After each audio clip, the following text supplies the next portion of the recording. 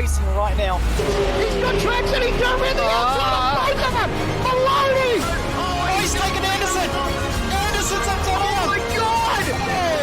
Big crash! Oh my goodness, half the field's going to get rolled! Six very close. These guys are want to make their way through the field very quickly. Oh, there we go! Oh no! That's massive! This is it! This is over! I can't believe this! Oh my God! God, what?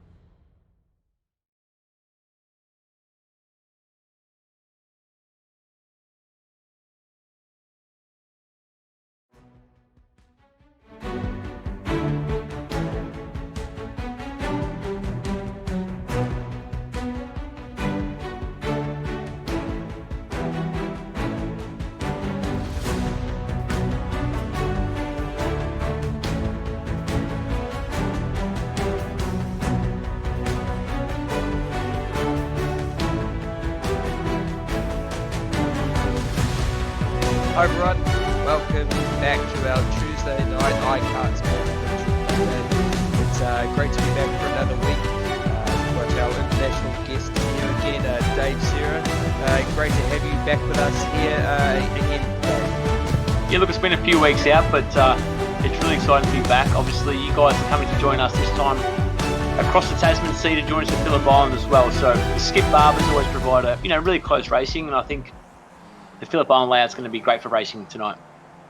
Yeah, absolutely. Obviously, the great success of the Skip Barbers that we had last week, we thought would roll with them again, and obviously say a track that's a lot more local for you. So we're going to have a qualifying 20-minute qualifying format tonight, and then we'll be rolling into the races. So unfortunately, our regular team member TC, or Tony Chambers, isn't going to be with us tonight, but we're going to have local and international karter Daniel Bray joining us later tonight, so that's going to be very cool. So Dave, obviously Phillip Island, like we said before, is a local track to you, mate. Have you been here? You would have cut some laps of this? I've raced Formula Ford back in the day, so quite similar to the Skip Barber car that we've actually got, which is kind of cool. Obviously, in these sort of lower performance cars, you need a lot about the slipstream as well. So obviously, we're on board with Zach Blinko now, as we're going around. Hey guys, got you again. A lap. So like I said, it's going to be kind of cool here. We're going through the Hayshed, now we're going through Lukey Heights as we make our way into the final section of the racetrack. So in these lower performance cars, you want to get a good run onto the straight, which is really going to maximise your straight line speed and the amount of slipstream you can actually get. So thanks for joining us, Daniel. We're just sort of introducing you, mate. Just tell us a little bit what's been happening in the off season. Yeah, thanks, Dave. We've been trying to keep busy. The shop's been really picked up a lot after lockdown has finished, and we've been back testing at the track, and we've done 2 test weekends down at Rotorua, and a wet one on Saturday with the fog, which just never cleared, which happens up on the top of the Mamacoos. But apart from that, it was a great day, and we can't wait to get back to the track this weekend at Auckland. Oh, that's good. That's good. Like I said, you are multi-time New Zealand kart racing champion. You're a winner in Europe. You're a winner in America as well. So it's really good to have you for our first Ice KartSport Club Day. And like I said, Simon, have you done much around this Phillip Island track yourself, buddy? No, mate. No, it's done plenty of online around Phillip Island, but never actually been there. So when I were in Australia, DBS didn't go here, but obviously such an iconic circuit in Australia. Obviously they do quite I think they do a lot of supercar racing there as well. Obviously, MotoGP, supercars. It's definitely a world-renowned circuit, so that's pretty cool. Just roll into the format tonight, guys. We're going to be obviously we're going to have an open qualifying of 20 minutes, and that's going to give you obviously your grid for race 1, and that's going to be a 10-lap race. Race 2 was going to be a 20-lap race, but we're going back to the reverse grid. So we didn't do that last week, but we thought with the slipstream and everything that you're going to get here at Phillip Island, we'll do that there. So that's going to be a reverse grid of race 1. So pretty cool. Obviously, help these young boys get their drafting and racecraft up. I mean, Dan, have you done any sim racing, or you've just you've been busy in the shop? I don't actually have a simulator or anything myself, Simon. I've had a go on Jackson Evans's sim and quickly realised that I'm not a great sim racer. But practice would all get better at it. But I've been just down, bum up, working on go-karts, brother. I've been watching the sim stuff online. Though. I've been keeping an eye on. I've got 2 of my boys in there, Nathan Cran and Zach Blinko. I've been keeping an eye on those boys, and they've been flying the colours quite nicely. Yeah, we've seen the NZ livery on a few cars, so that's quite cool. So it'll be interesting to see if if they've learnt anything from the simulator racing. Obviously, you can do it every hour of the day and every minute of the night. So let's see if they learnt anything, and down the track they might be able to make a pass for a race win that that sort of learnt on here in terms of trying to set up, because obviously the best thing about the virtual world is if you make a mistake, you can just push escape and then the car resets and you fire back out there. So it's that's the best thing about this. So cool circuit here at Phillip Island. I mean, Dave, do you want to, obviously you've driven here, do you want to talk us through a lap of what it's like? Yep. Okay. So I'll do my best. I don't know all the corners, but in the Skip Barber car, this would be flat out for Zane Hills that we're on board with at the moment. So again, you want to try and let the car flow all the way to the outside of the track, trying to maximise your straight line speed. I would say that quite a few cars are going to be trying to defend down this main straight, especially when the slipstream comes into effect when you get into a sort of a pack race. Now, as you go into turn 1, it's quite cambered as well, so it's probably only down 1 gear, or probably not even a gear change to the Skip Barber class. But as we can see, we're quite loose with Zane, but you run quite a narrow entry here. You're going to southern corner. Let the car float a little bit. It's like a double apex. You can use inside curbing. And again, you want to get on the accelerator nice and early as well. So again, it gives you that straight line speed down the back straight as we go through. I think it's called Casey Stoner corner. He's obviously reached some of the ridiculous speeds we're going to here. Now we're going to a hard braking zone to Honda turn 4. This is probably going to be one of our more sort of opportunistic positions to pass. So like I said, Zane's going through this lap quite well, going down to Siberia. So again, not the widest of entries. Again, you can use the camber on the gas nice and early again with these Skip Barber cars. It's all about sort of a slower in, faster out exits. Now we're going to be making our way through the hay shed. So again, nice, it's flat out through this section of the racetrack, letting the car flow all the way out as we approach Lukey Heights. And it's a nice narrow entry. So not many passing opportunities through here. You're going to hug the corner quite tight, because the last complex of corners here through MG is going to be heavy braking, and you want to get over this inside curb and use about probably mid-track. You don't want to let it flow out too far, and then it's going to be flat out all the way now to the start-finish line. So that's a lap on board Zane Hills around the Phillip Island racetrack. Yeah, such an iconic circuit, isn't it? Lots of flow required here, and momentum in these little Skip Barber cars is going to be key. But obviously, talking before, Dan, you're obviously going to be at the Auckland kart track this weekend. Obviously, we've got now at level 1 here in New Zealand, which is pretty exciting and means that we can do obviously events and club days, and there's a few kart tracks around the country which are pretty motivated to get these club days up and running, along with I see today the Pro Kart series was announced. So for you, Daniel, that must be pretty exciting to get back to the track and know that everyone's pretty motivated to start this series up again.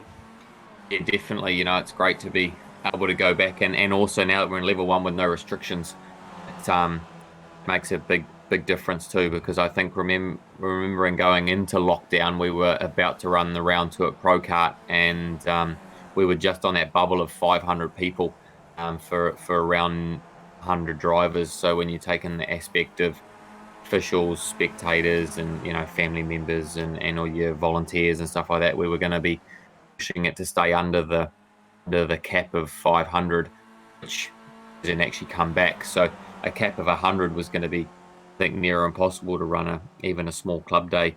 But the word on the street at the moment is the Auckland Club Day is going to be about as big as the World Championship, I think. So we're quite excited. There's a lot of people coming out of the woodwork to race. I know Rotex Lights is going to be quite a big field, so it's going to be quite exciting. I'm just in the motions of putting my kart together, and I think Matt Kinsman's going to come out and run Rotex Lights as well. So there's a couple of New Zealand titles just there, to go out and rub some side pods together.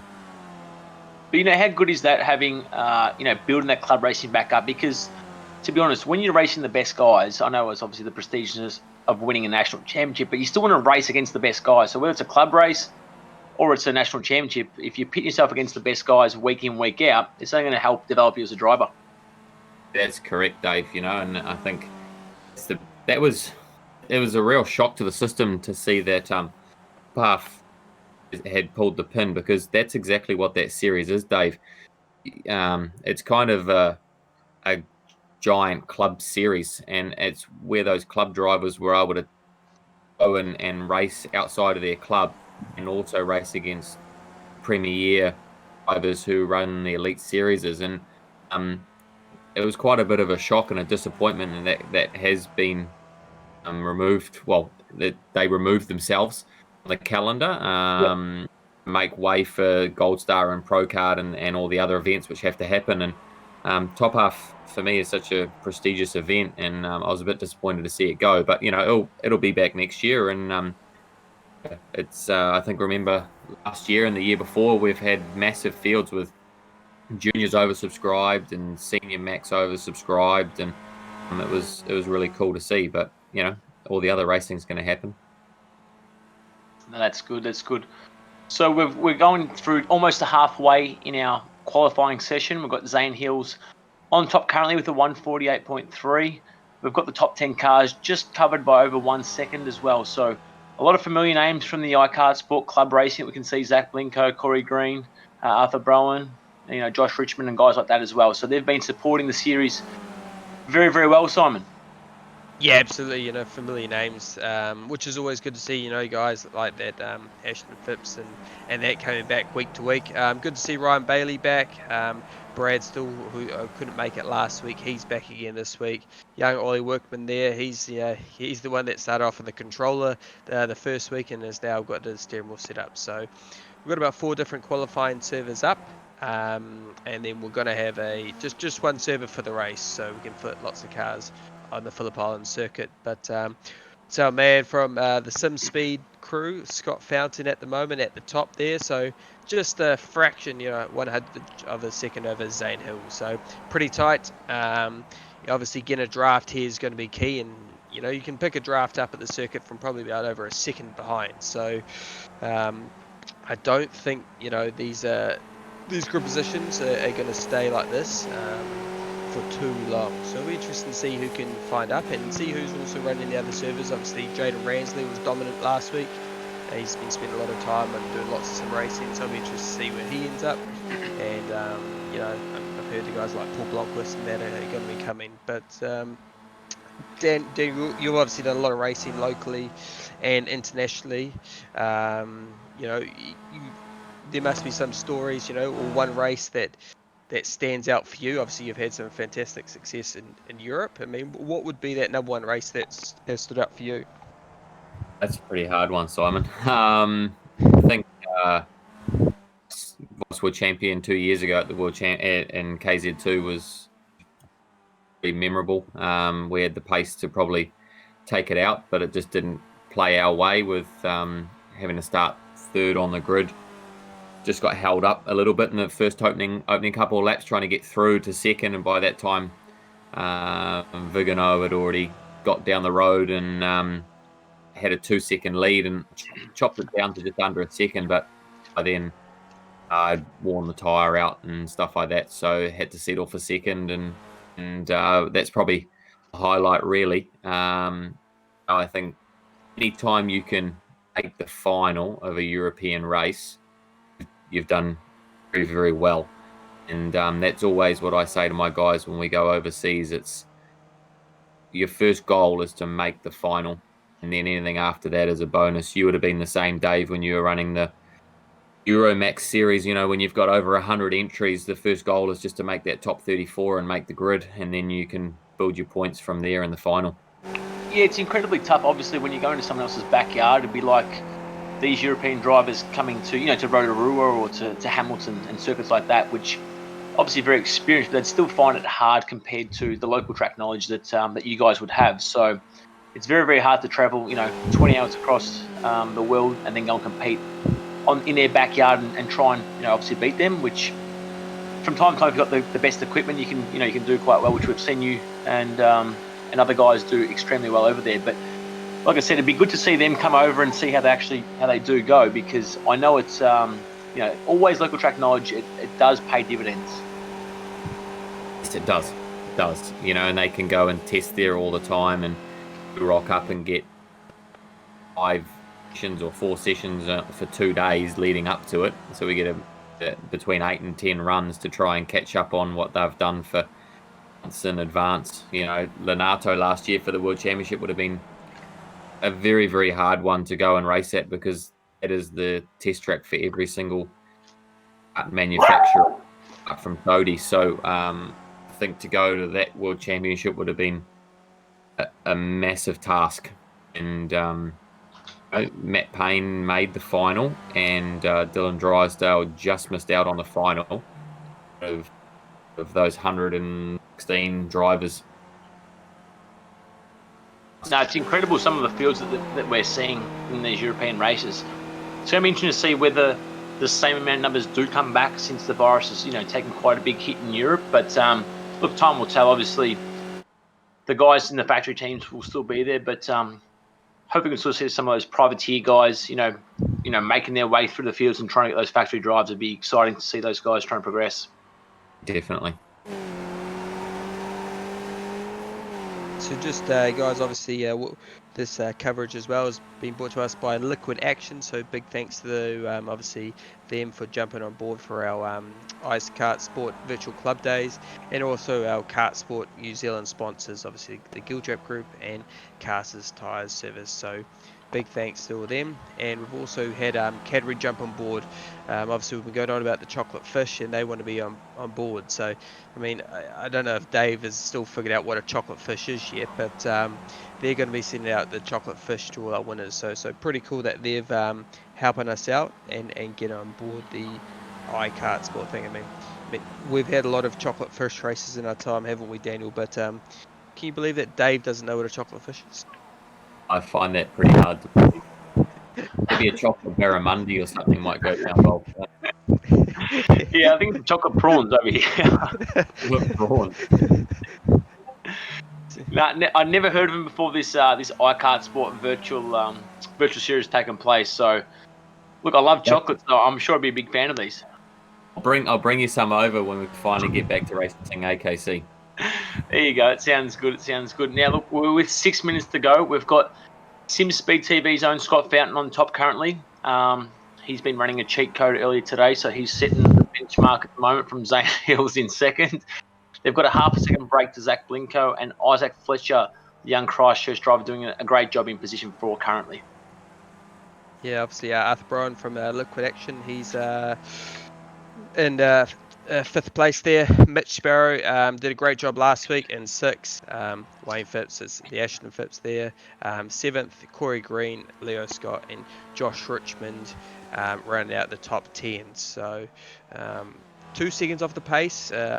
He's done the exact same time as Shane McLeod behind him, so I'm sure he'll be beavering away trying to get a slipstream, because obviously Daniel, not sure if you're aware, but the hard thing about qualifying at iRacing is that if you get off track, like if you drop a wheel off anywhere, if you make contact with anyone, it actually disallows your laps. So it teaches you to obviously be nice and precise, you know, with all your turn-in points and exit points and like that. So it's quite an interesting little theory. I mean, I don't like it because I always drop wheels off and I always end up with a shit qualifying time. But I think it teaches, you know, a lot of people with that finesse that you need and trying to be consistent too.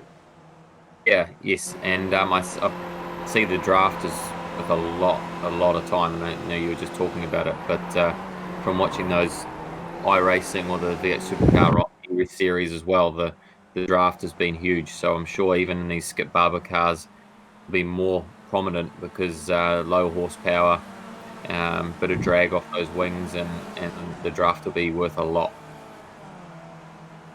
Yeah, it's incredibly. Like I said, we're watching a bit of a pack qualifying race here. Obviously, everyone trying to get themselves in a position.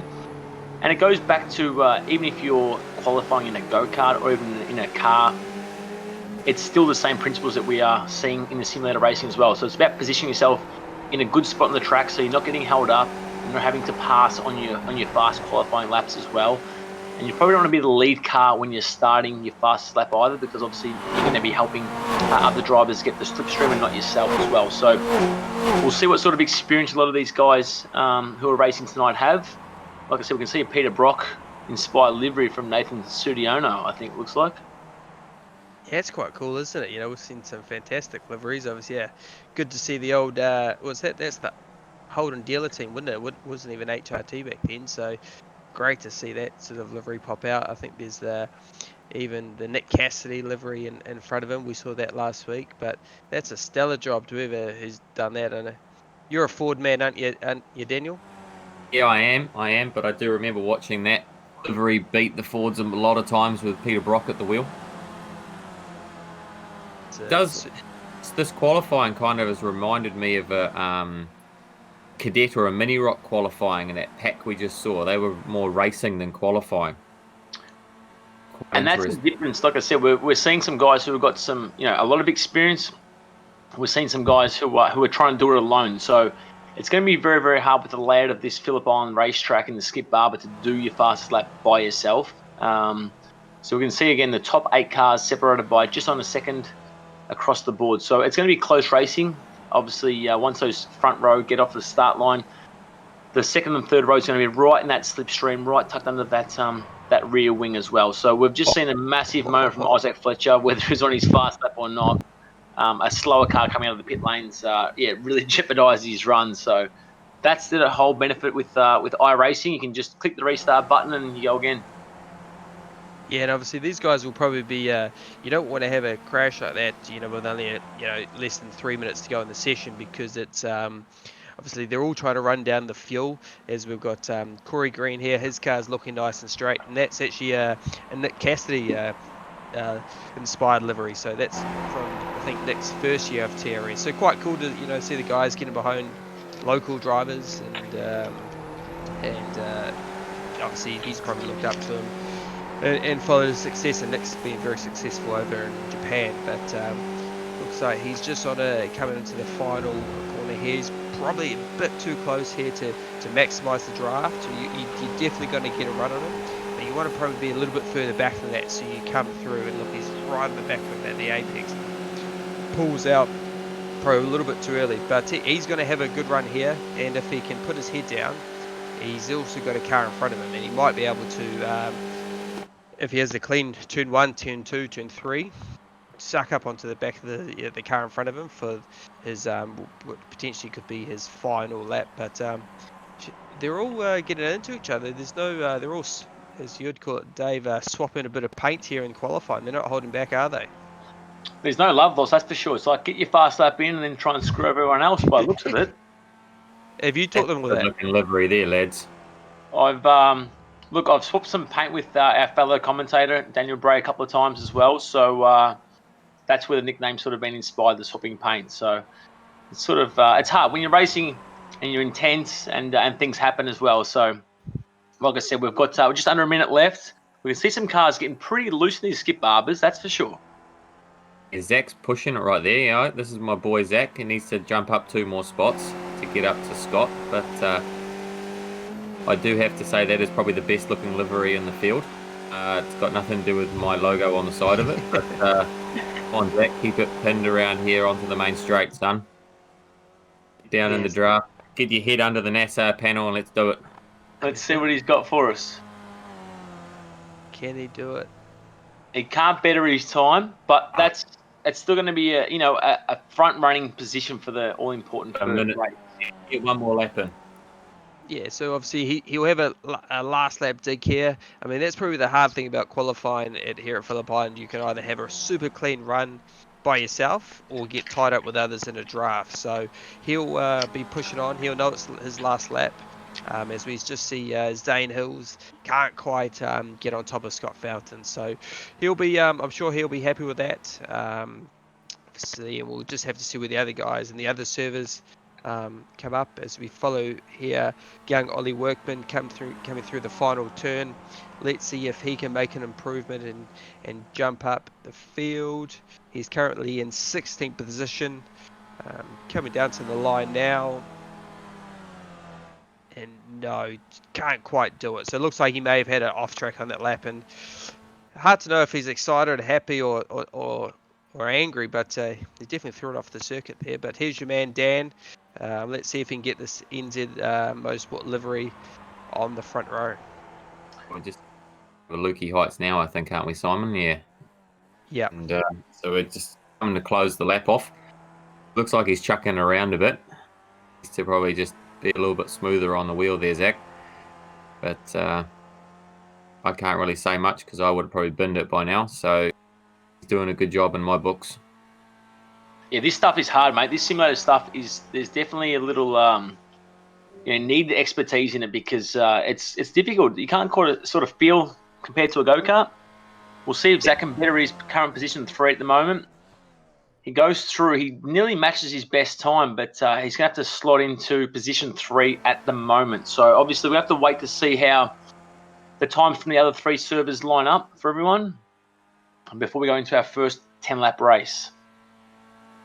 Yeah, it'll be interesting to see who's sitting in there as other servers and see who drags across. But while we're doing that, it's just had some confirmation about the club days around the country, which for this weekend, which is really excited. So we're going to have Metawa 2, Auckland, out here in Avondale, Rotorua, Canterbury, and the tough guys and girls down in Dunedin.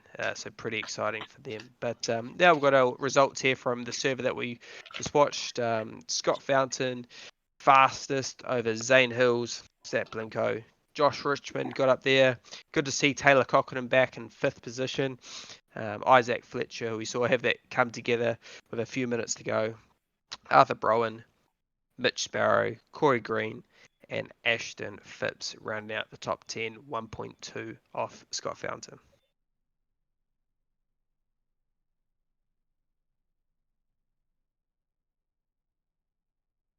So it'll be interesting to see how things go. Obviously, with our other servers, we've got some very, very fast sim racers who have logged into the KartSport series. We've seen some Australian drivers, some New Zealand drivers. Also, Marcus Armstrong, the Formula 2 Ferrari Driver Academy driver as well, taking part as well. So really good to see everyone supporting the online series today. And like I said, we'll be only about a few short minutes away from getting underway for race 1. Yeah, perfect. We'll be back in a moment. We'll just have a quick ad break while we sort the servers, and we'll be back very soon. North Carolina, where the field is rolling out for the start of today's 400-lap race on this 0.625-mile racetrack. Here's the starting lineup. On the pole from Dawsonville, Georgia, in the number 9 Coors Ford qualifying and Winston Cup race from North Wilkesboro is underway. Everybody nicely through turns number 1 and 2 as Bill Elliott has the lead and Dale Earnhardt has jumped into 2nd position, followed by Benny Parsons and Bobby Allison.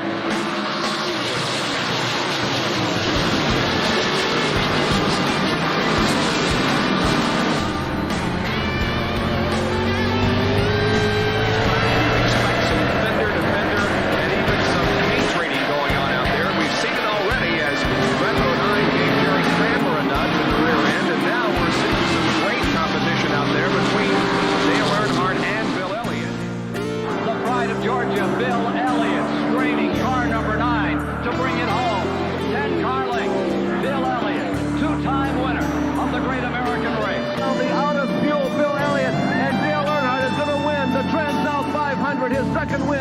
1987.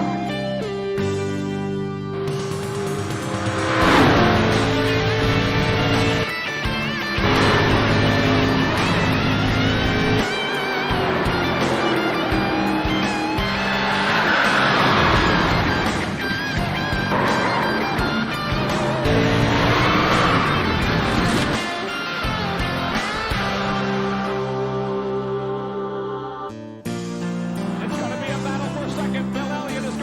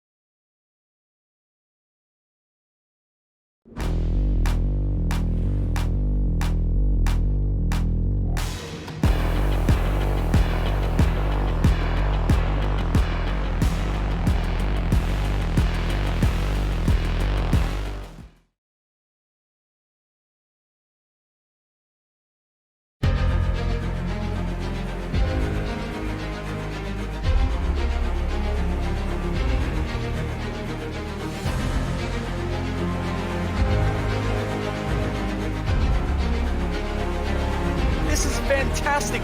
This is GT racing right now. He's got traction, he's got rid of the outside of both of them! Maloney! Oh, he's taken Anderson.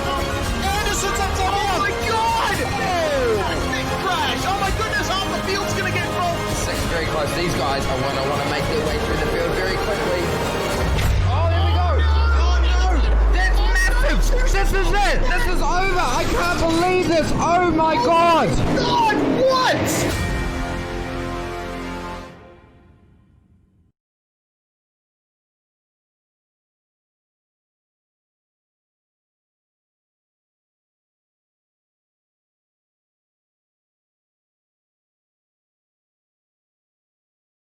It's race one. I mean, about 4 different servers there that we just had to get the results sorted, but we're going to have one race here, so super cool. Everyone's out now. We're just making sure everyone can load in. So we're a couple minutes here, and then we'll have the grid and straight into race one. We've got a guest commentator tonight, Daniel Bray, and we've got our international guest, Dave Serra, back. So great to have these guys back. Dan, obviously, I know you're itching to get back to the kart track, but have you been following this KartSport series? I've been following it a little bit. Obviously, got 2 of my drivers in there on a regular basis. I'm not sure if Nathan's driving tonight, but Zach Blinko flying the NZ flag really high, and he's been doing a good job. Yep. No, that's it's good to see. Obviously, we've seen the NZ liveries, so let's hopefully your boys can have a pretty good run tonight and make their way through. Obviously, we've got to have a reverse grid for race 2. So if they do obviously have a bad race 1, at least the other side of it is you'll have a good starting position for race 2. But nice bright colours here. We're definitely not going to miss that.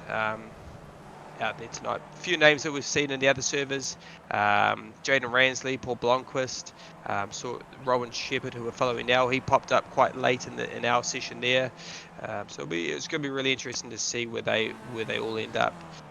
Dave, you obviously weren't here for the Skip Barbers last week, but you're from their qualifying session. What's your initial impression? Look, I think obviously we know that Jaden Ransley's a very fast sim racer at the moment, so I don't necessarily think that the front row is going to be the best starting position, just with the nature of the slipstream that's going to take effect at the Phillip Island racetrack. Obviously, it gets you the track position, so you've got the clear track in front of you. But I think that the second and third rows are going to be tucked into that slipstream and going to make things difficult for the front row as well. But like I said, the sun's shining down at Phillip Island. It's normally very, very cold down in that part of Victoria as well. So it's good to see we've got a nice clear racetrack for this evening's race. Isn't there like a penguin colony down here or something like that? Yeah, there's they've got a penguin parade. That to be fair, I went to it when I was back in school. I can't remember a lot about it, but they've got some emperor penguins or something. Look, that sort of stuff's yeah. I can only talk about sort of loose side pods or third bearings rather than emperor penguins. Yeah, Got to go back, Dave. You just said it's cold in that part of Victoria. Normally, on Todd Road in September, I think there's penguins at Todd Road. It's that bloody cold. Yeah, it's quite icy. I woke up this morning and it said it was 1 degree, so it has been quite fresh as well. But like I said, the Phillip Island racetrack is home to some of the biggest motorsport categories that we've got. So we've got obviously the Supercar Championship, the MotoGP Championship as well. So it's got some superstar drivers that compete about it all the time. So like I said, I'm sure that the KartSport series is going to be in a good nick tonight with our Skip Barber category. Yeah, and obviously looking on the right hand side of the screen there, we've got the probably superficial temperature readings obviously for Phillip Island, but it's a scorching 18 degrees there. A little bit of wind out there as well, and then down the bottom out we've got 2 races with the second reverse grid. So just under a minute to go now for this quick little warm-up session to make sure everyone can load in. Got the 9 of Stephen Beaumont currently at the top, but we'll see where he's ended up in the grid later on. So here he is, Stephen Beaumont. Oh, look at that. That's sorry, Daniel, I'm going to have to retract your comment. This is probably the best looking livery.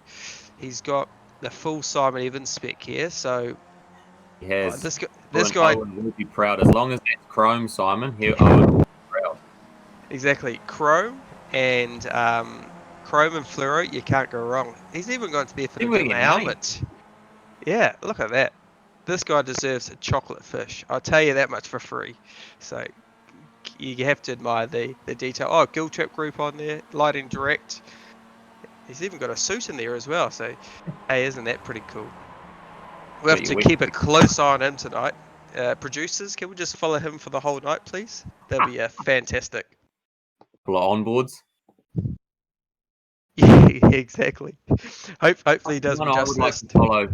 One I'd really like to follow tonight, I'm quite intrigued to see is how Iron Bailey will be going. As if his fitness is better on iRacing than it is go-kart, because I quite remember him at Hawke's Bay at Blossom 4 years ago. Fitness was not great.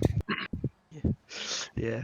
So we've got our grid here, guys. Row 1, Jaden Ransley of the pole, Paul Blomqvist off P2, Scott Fountain 3, Stephen Beaumont in that fantastic livery in 4th, Zane Hills, Zach Blinko in the NZ Motors winning tree, Josh Richmond 7, Paul Dale 8th, Taylor Cochran in 9th. I just missed who was that. Rounded out the top 10, but not long to we have a start here, guys. So, and we are off. So pretty clean start so far. All the way, big field of skip barbers we have here at Phillip Island for the virtual club day. But yeah, it's definitely going to be a slipstream race. Long run down to turn 1. Long flowing turn 1 though, so you're probably not going to see them all get into each other till probably Honda, and I think we might see a few tangle up. And just as I say that, we've caught them all out. But it looks like Jaden Ransley has got off to the lead, and that's Paul Blomqvist right behind him there.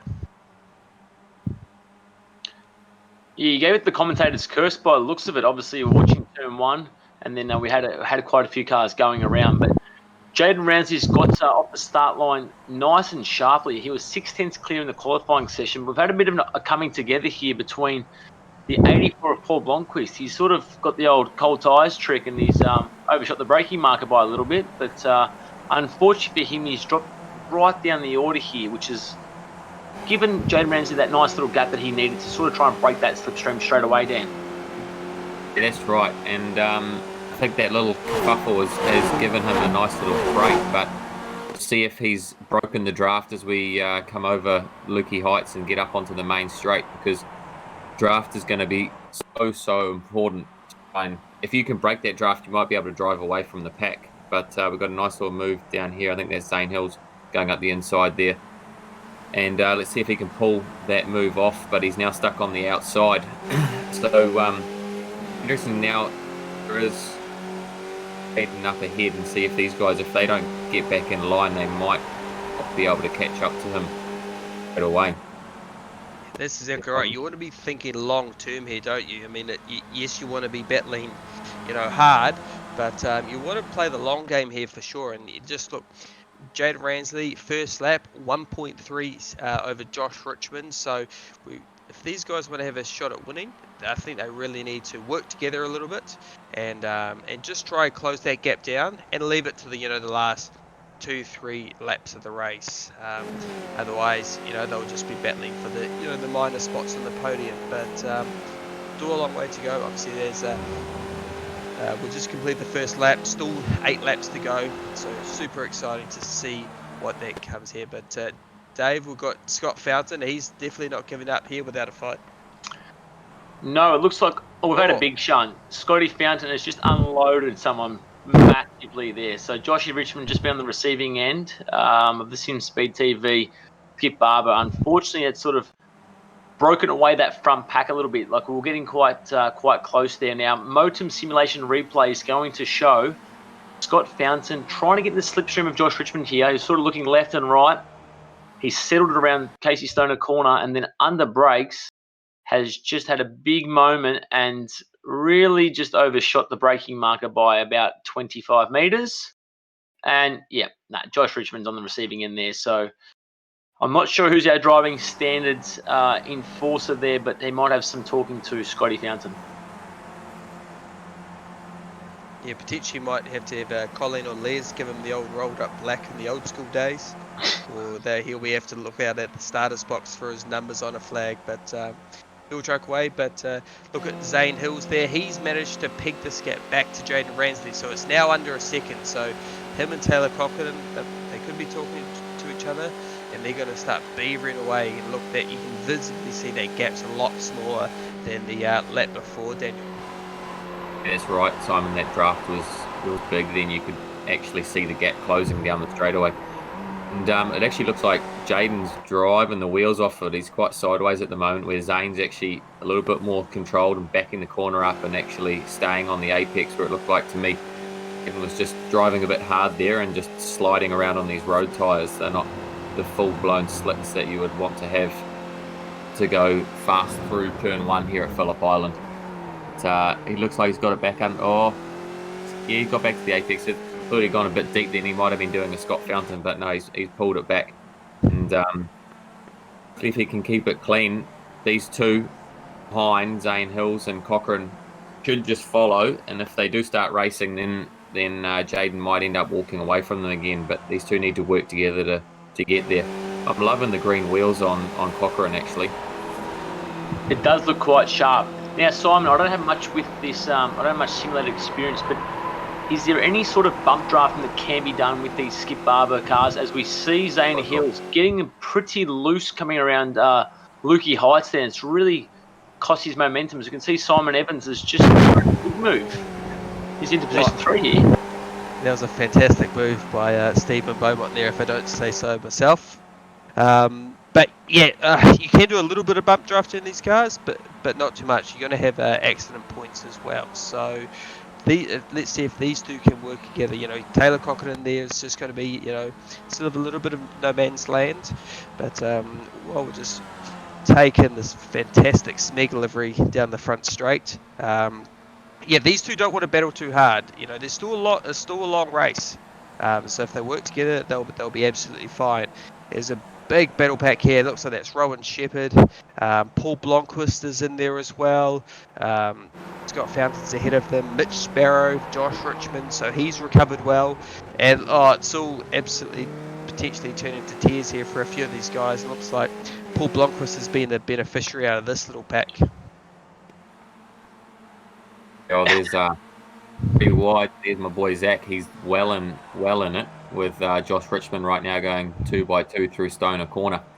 Richmond's actually on the inside here for Honda, which is going to leave Zach hanging out to dry. But fall in line, son. Don't go around the outside. Don't stay there. And then yeah, this is looking like a bit of a mini rock race here. There's a big stuff, so I need to sort of sort that out so they can join up to the next group.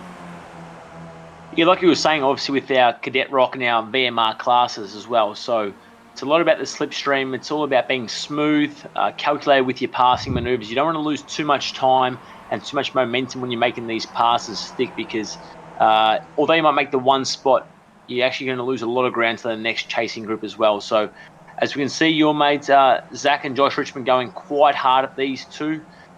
They're just trying to lose that front pack as well, which is not going to help them towards the back end of the race, Simon.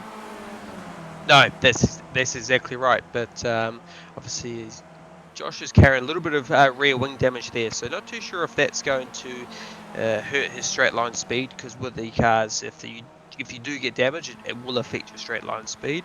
But I'm sure he'll have in the back of his mind that reverse grid race. But as we've got a fantastic onboard shot here of the giraffe looking down, don't know about that R clip in the middle of the steering wheel. It was there last week. You wouldn't want that to come astray as you go through turn one. And they've just wasn't a big touch there, but poor old Hayden Becker it's just not absolutely the night for Zach Blinkohead. Daniel, is it? Oh, he's unfortunately been in the wars. Simon. You could see it coming. I mean, they qualified. Josh and him qualified 4th and 5th, and they actually needed to. Here's some replay, but they needed to work together. They qualified 4th and 5th, and they were down 10th and 11th because they both had contact in the opening lap, and they needed to work together to get through the pack. But Rob Baccaris there was a little bit of an innocent party, and he ended up taking to the grass, and then when he rejoined, it just got cleaned out. But that's Phillip Island turn 1 and 2, I think. It's seen it in supercars and Porsche Carrera Cup and stuff like that in the past. It just happens, you drop a wheel on the exit of 1, and at 2 just gets T-boned. And as you were saying as well, like with the radial tyres, the guys have got to understand that you don't have as much grip as what they could be used to as well. So the highest speed corner on the racetrack, and you're trying to go 2x2 with a Skip Barber car that's a little bit slippery at the best of times. It's probably not the smartest to go, 2x2 around that sort of corner as well. So, like I said, some of these guys will learn from that experience, and obviously they're going to have the better starting position for race 2 with the reverse grid. I mean, your boy's coming here. I mean, he's up into second now, I think.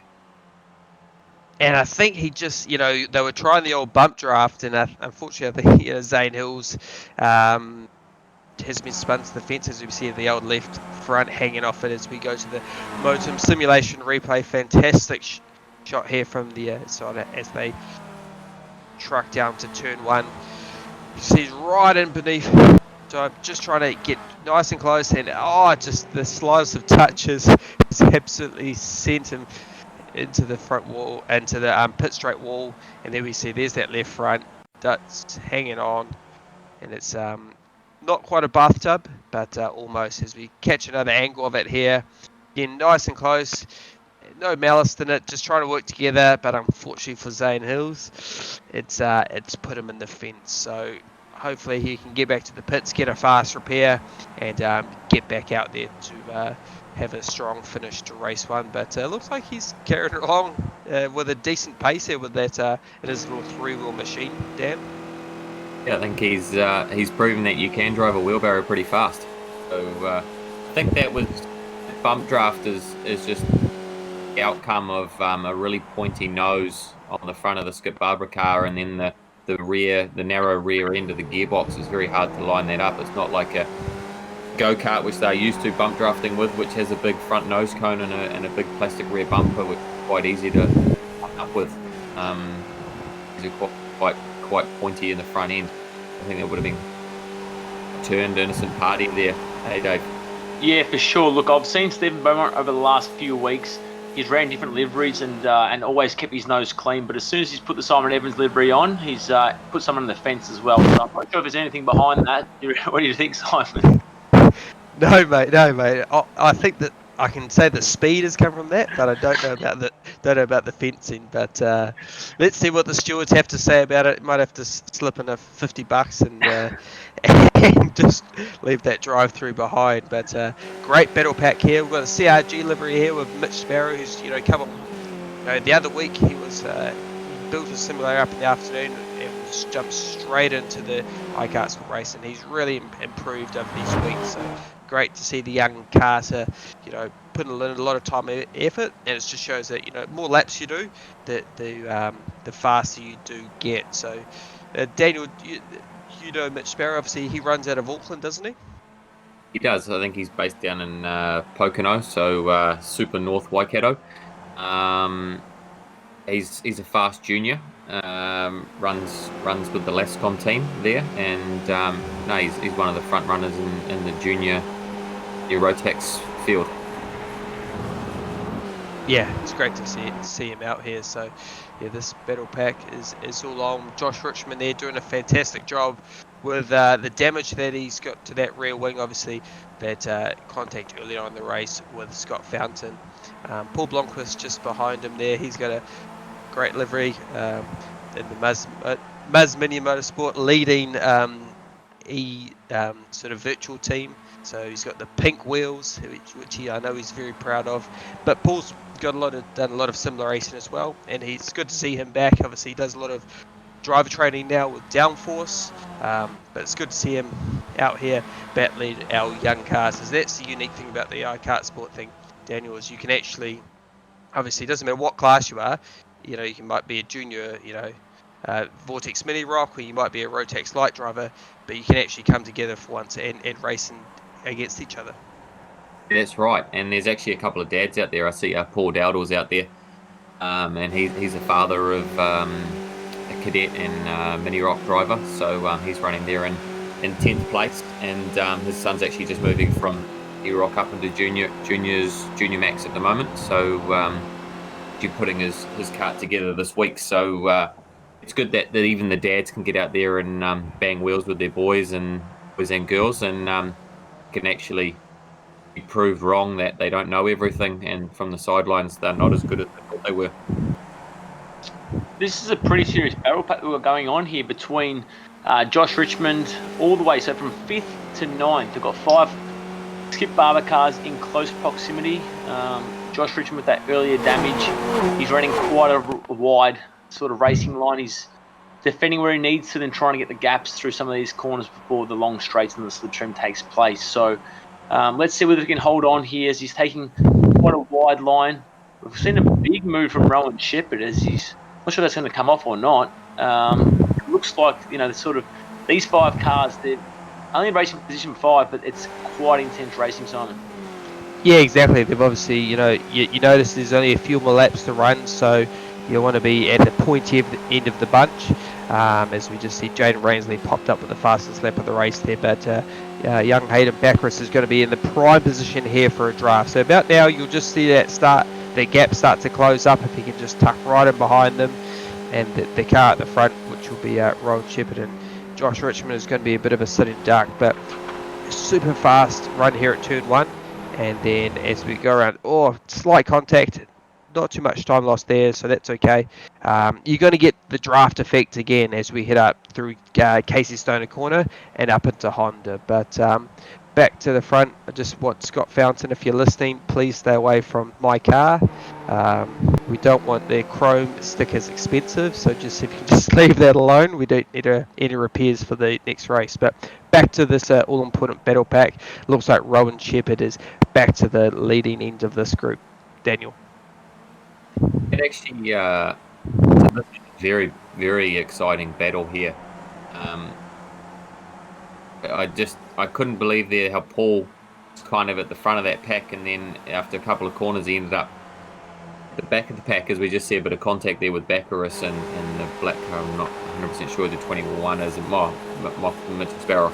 But as we come over Lukey Heights here, that footage of your car, Simon, and Fountain took me back to memories of Mount Wellington, of seeing the Scott Fountain and the Simon Evanses banging pods together. It was quite a bit of what I'm looking for. Nostalgia would be it. But as we go see Jaden Ramsley to the lead, he's got a 3.3 second lead over Cochrane. Then he's got a big lead over Beaumont. But this is a good battle here for the final spot on the podium. Who do you think is going to have this one, Dave? It's quite close, this battle. Yeah, for sure. Like, I think the last podium position is probably going to be taken between.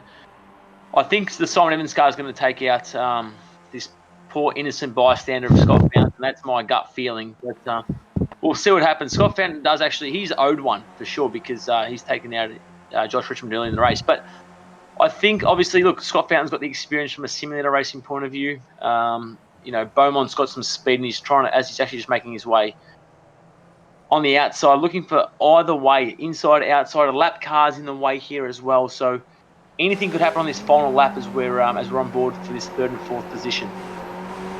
Yeah, and obviously maybe the perfect opportunity is just to sit here behind Scott and try, get that run down and just pip him on the line. Because it is, the start-finish line here at Phillip Island is a long way, down that front straight. So as we come across here, up through Lukey Heights, Scott's, do you go defensive here? Do you not? Looks like he is going defensive. So definitely Simon Evans is used to seeing Scott Fountain blocking him like crazy. But let's see, as we come through here, probably wants that gap to be a little bit bigger, Stephen Beaumont, just so he can get a real good suck up. But fantastic effort here by Jane Ransley. He's already celebrating. Don't want to make a fool of yourself and end up in the fence. But as we go back, great effort by Taylor Cochran, big mover. And here we go. Looks like, we're touching wheels. We're banging wheels. And I think he's done it. Stephen Beaumont pipped him for 3rd on the line. Fantastic effort. by the Smeg entry there. And look, it's still continuing. That was a photo finish there, Daniel. I don't know. I think Rowan Shepherd might have just pipped Josh Richmond there. I think Fountain got a bit of his own then, because he zigged and zagged and zigged and zagged, and I think he deserved to not get on the podium for that. You can only block once, son. But this is a photo finish here. It's going to be very, very close between these three. I think one of them is Josh Richmond, and I'm not 100% sure on the other two, as my live timing's disappeared. But that is, we need a side on from that. That's too close. So it looks like Rowan Shepherd may have just pipped Josh Richmond to the line. Like I said, these three drivers raced hard and fairly for the duration of the race as well. So it looks like, obviously, by 9 1,000ths of a second, Josh Richmond has cleared Rowan Shepherd from Mitchell Sparrow in 7th position. Oh, that is it. Dave looks almost just as close in the background. Looked like it was a very close finish as well. Yeah, how fantastic is that? 3 wide, and then the battle just behind it, 2 wide. And remember, the battle in front of that was 2 wide as well. So amazing racing here in the Skip Barbers at Phillip Island. Yeah, fantastic effort by everyone there. And, obviously, a little bit of contact, but don't think there was any malice in it. It was all just, good, hard racing at the end of the day. And here's our unofficial results. Jaden Ransley, that's 3 wins in a row for him. Taking out the win. Taylor Cochran second. The mighty Stephen Beaumont in the Smig machine. Pipping Scott Fountain on the line. This other fantastic battle with Josh Richmond, Rowan Shepherd, Mitchell Sparrow. That was definitely the finish of the race. Paul Blomqvist just pipped Hayden Beckeris, and then Paul Dowdle rounding out the top 10.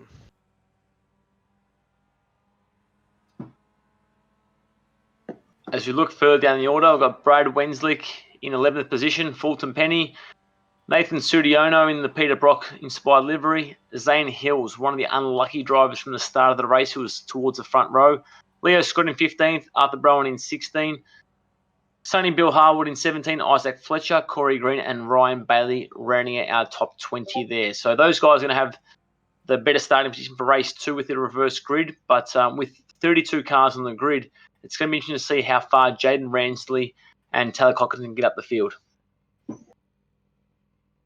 I agree.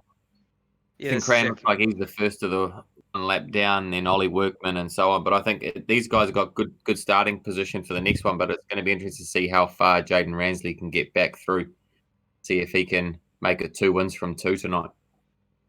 Yeah, that's exactly right, Daniel. Obviously plenty of slipstreaming here, so plenty of opportunity to come through. But you see, it's also going to be quite easy to have a mistake as well, and just have minor contact in your race, like we just saw with Zach Blinko there.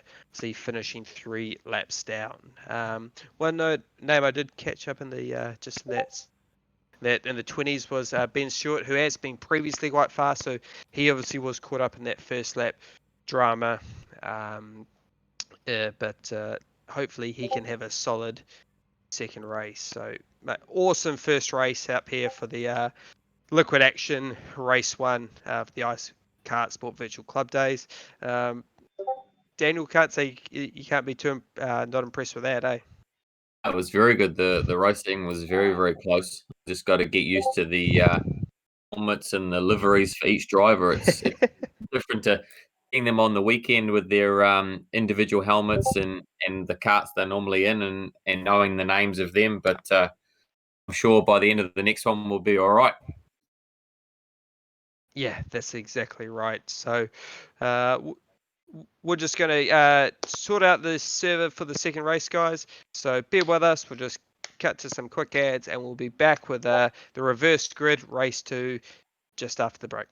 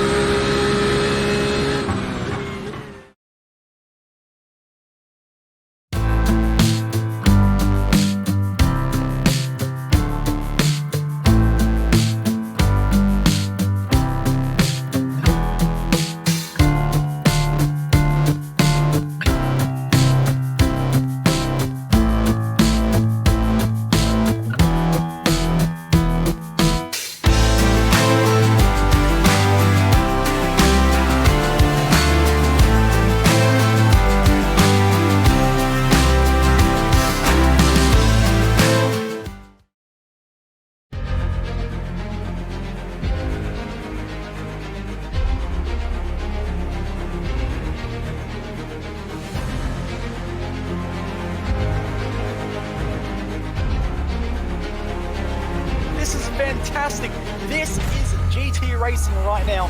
He's got traction, he's going with the outside of both of them! Maloney! Oh, he's taken Anderson. Anderson's up to Oh my God! Big crash. Oh my goodness, half the field's going to get full. Second very close. These guys are want to make their way through the field very quickly. Oh, there we go. Oh no!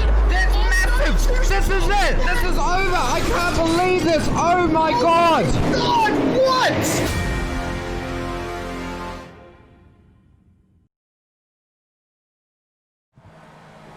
Welcome back, everyone. Man, I'm still getting over that finish to race one. That was so cool to see all these karters and car races going. You know, for those photo finishes.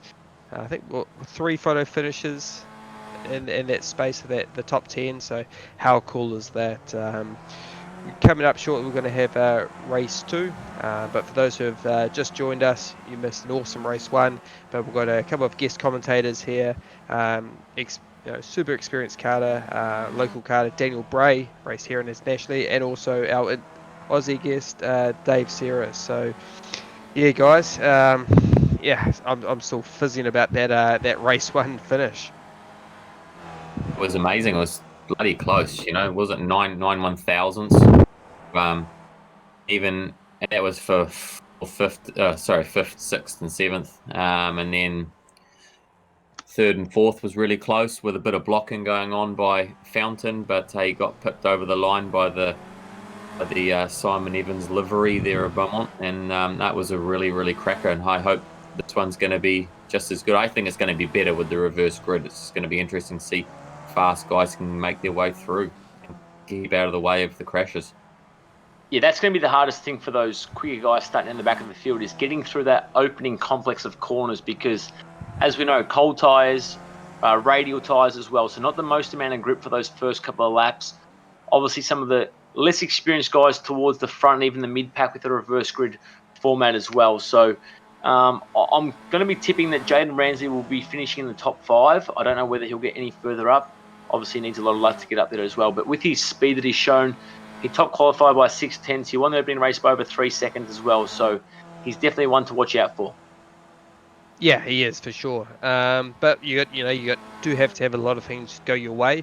The drafting here is super cool, and I think Taylor Cochran, the silent achiever there, qualified in that mid top 10 and found his way up in P2 at the end. So it was a pretty solid effort by him.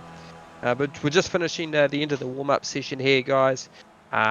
So just make sure everyone can load in, and it will be into the reverse grid race too. But obviously a bit of a few ideas floating around. Obviously we've got a mix of Vortex Mini Rock drivers here today. We've got Rotex Light, got some car races, but also some sim races. But how unique would it be if maybe over the next few weeks we somehow think of a competition for sim races to potentially join us in the KartSport virtual club days, and somehow we can get them from their sim onto a kart track and get them to actually experience some real life racing.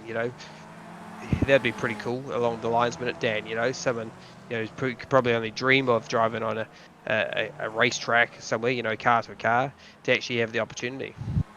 Yeah, it would. I'm sure it would blow their mind to take from a virtual world to a reality of how physical a go-kart is, and just the G-forces, not side load, but braking forces is amazing in a kart, especially the ones with front brakes, which all of us have had the privilege of driving. But it would be amazing for a winner to actually get out and burn some rubber and do some laps and feel for what karting is all about.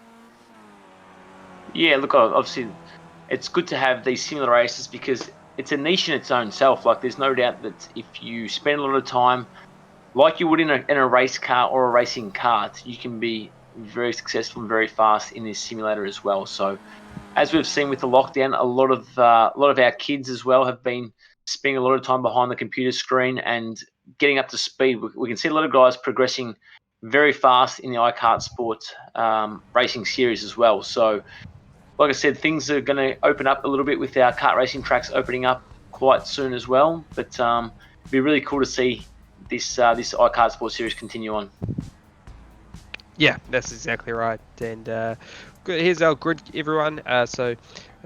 Dan's man, it's Zach Blinko off the pole, Wayne Phipps, or actually Ashton Phipps in there, Mike Muir 3, Taylor Bryant 4, and just about to get ready for the start. NZ Motorsport livery on the front, and they're all go. Relatively clean start, few cars popping out down the back there, but we saw this in the last race, and then obviously a few guys got tangled up at turn 1. Obviously lap 1's the key here to try obviously not get the concertina effect. A little bit of bump into there, just saw one car going around in the background, didn't quite catch who that was, but if you're Jaden Ramsey at the back, you're going to be wanting to make sure you get through, and look, a whole lot of canoes there for sure. Can't quite catch who they all are, but there's Scott Fountain, no surprise, he's tied up in that. Isaac Fletcher, and they're still carrying on. That could be Mitch Sparrow there. Yep. Yeah, so unlucky for those. We'll catch up with a little bit there later on, but we follow Paul Blomqvist there. It looks like he's got through nice and clean. Not too much damage on that Minion Motorsport car, but is this a repeat of race 1? Because he's just gone straight off there at Honda there, Daniel, again. Yes, he has. I think he was going around the outside of Nathan Cran, the 62, but he's just gone and binned it down at and now we've got the battle for the lead here. We've got Blinko here with 75, I think it is, having a good old look at the back of Blinko. Now these two need to actually settle down here. Tyler needs to sit down here and just work together with Zach. They've got a nice little lead. If they start to battle, the pack will catch them. They've got to really work together here so they can get away from Ransley and the leaders which are coming through, because it's got to be a good 3-second lead, I would say. They've got no timing up, but there's Ransley there. He's made his way through. It's got to be top 10 already, I'd say. What do you reckon, Dave? There's the timing there. He's had a huge start. Obviously, he's showing up as position 8, so he's passed 24 cars in the opening lap, and with 18 laps left in his first race, he's got plenty of time to be catching these front two. But as you said, Zach and Taylor, if they race smart, don't too much dicing and any incidents, they can build up a nice little buffer over the course of the race. Yeah, that's exactly what they want to do. You know, we just go to our Motum simulation replay of the start, and what I put the commentator's curse on everyone here, didn't I? That was all looking pretty clean until they got under the Melbourne Australia sign, and it all just turns to custard. As we follow in here, Scott Fountain, he's got the red nose cone there, and as he turns in, and it looks like he just got tagged from behind, a little bit of loose, and then innocent party, and then looks like he got collected coming through. So a lot of that already happened in front of him. Isaac Fletcher there involved as we ride on board with him now. The green nose cone with the yellow sort of engine cover, and just just behind him because more concertina effect, and got a bit of a Rick Kelly airborne there, and there's 1, 2, 3, 4, 5, 6, 7. There's probably almost a dozen cars tied up in that first corner incident there, Dave. Yeah, it's really unfortunate because a lot of those guys, like you said, were innocent party as well. So, the opening race, everyone gets a little bit too excited. And as we can see, we're riding on board with Jaden Ramsey as well. So he's made his way into position 5 already. Oh, that's a massive effort. Like I said, I thought he'd get to top 5 by the end of the race, and he's proved me wrong. By the end of lap 2, he's passed 27 cars as well. So the thing is, he's only 5 seconds behind the leader, and over the course of, he's hit the fast lap already as well. So if you're Zach, you'd be wanting to get a bit of a wriggle on here because Jaden Ramsey is a man on a mission after last week's performances as well. I'm just looking at his hands there, Dave. He's just very close as smooth as watching him in real life when he's racing his real race cars. So now we're up in the top 3 already, but yeah, I think my man Zach is actually going to have a bit of a headache in a couple of laps' time because Jaden has got a rocket under his ass. He is coming. And these boys are trying to hold put on behind him, and that was a big lock break. But struggling to go with him. Jaden is coming, and I think in the next 2 laps he might have change for the lead here. What do you? I mean, Yeah, 100%. Like I said, Jaden is coming at a rate of knots. The thing is, as well, is that even if Zach plays it smart and he can try and stay in his slipstream and then try and pass him back, because I think if he's going to try and stay with him, it's going to be quite hard to maintain that speed that Jaden is showing at the moment as well. So you'd be wanting to try and pass him as soon as he gets in front of you. That's the tactic I would be playing. Yeah, it's interesting. Obviously, Zach's managed to pull away from Taylor Bryant, and 2 cars always will move faster than 1 car. So that's probably going to be the hardest thing, for Zach out front. He's going to be by himself pushing here. As we go on board here with Oscar Goldfinch in the Rothman's livery. Not that we condone obviously smoking, but he's going to be right up. Yeah, we saw in that last race the bump drafts don't work, and he's gone to the outside there of Ollie Workman in the Ferrari livery for turn 1. Let's see if they can go side by side. Fantastic shot. Plenty of racing room given here by these 2 young guys, and that's the sort of racing that we want to see. Let's see if Ollie Workman can get back up the inside. Maybe you are going to get the draft effect coming up through here. Not quite the exit he would have liked, but he just needs to tuck up behind him there now, and then try pop out at last minute at Honda, and then he's going to have that lead right the way to the back, as we see him just doing just that to the inside, nice and late on the brakes, gets it stopped though. So fantastic battling by these 2 guys here, Daniel. Yes, right, and then we move forward here. We've got to change for second here with Aiden moving his way up, but that was a textbook pass there from Ollie. He just got back in the draft, and as we see here, back in the draft as we come up through a shed here, Tyler, and if he can get a nice run here over Lukey Heights, he might have a go at MG, but no, I think Jaden's pulled away a little bit, and he's definitely left down into MG, and now he can put the eyes forward, and he can try to make his way up to blink 4.5 seconds up the road. So even with Jaden having to make a pass, he's taken a second out of Zach. So this is going to be on for young and old here, as we've got 1 going to the pit. That's our place man going to the pits, so that's going to bump everyone up. Do we have to do a pit stop in this one, Simon? I'm not quite sure. No, we don't have to. So maybe he's just pitted for damage, or potentially a black flag. He got a drive through. I'm just hearing for an incident at turn 1, so didn't quite catch what happened, but unfortunate for him, obviously right inside the top 3 as we go on board here with Josh Richmond. He's had a really good effort, obviously got tied up with Scott Bowser in the first race, but look at these guys. It's Hayden Baccaris there. I mean, we couldn't split them in the race before, and that's Rowan Shepherd right behind him, and they're all together again in race 2. So Daniel, looks like we're going to be all on, but we've got a bit of a moment here for Rowan Shepherd. And just in front.